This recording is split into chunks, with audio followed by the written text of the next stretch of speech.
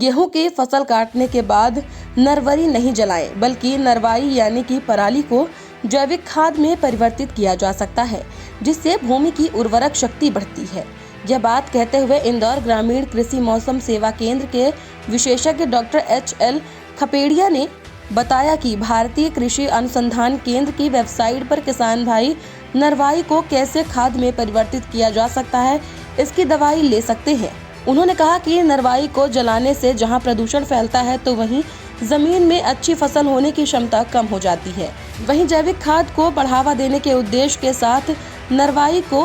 खाद में परिवर्तित करके किसान भाई अपने फसल में काफी इजाफा ले सकते हैं। किसान भाइयों को सलाह दी जाती है कि जब गेहूं काट रहे हैं, गेहूं काटने के बाद जो नरवाई जलाते हैं किसान भाई, हम ज़्यादातर देख रहे हैं कि मालवा एक गेहूं उत्पादित क्षेत्र है और यहाँ पे जो गेहूं की कटिंग है वो 7 से 1.5 फीट के ऊपर काटते हैं, जिसके कारण किसान को परेशानी होती है। उसकी वजह से किसान उस परेशानी से बचने के लिए आग लगा देता है। तो किसान भाई को सलाह दी जाती है कि नरवाई ना जलाएं, और जब आजकल एक ऐसा केमिकल्स ये आने लगे हैं कि जिसका केवल स्प्रे करके नमी बना के अगर उसको हार्वेस्टर से कटवाने के बाद में स्प्रे कर दो, तो उसके बाद में जो नरवई है वो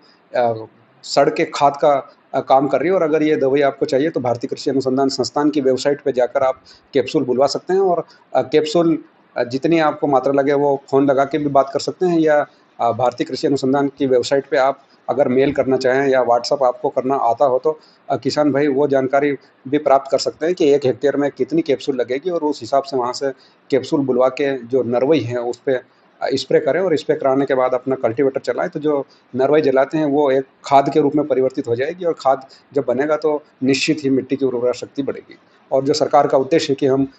जैविक खेती या प्राकृतिक खेती की ओर अग्रसर हो, तो वो उस ओर अग्रसर हो सकते हैं।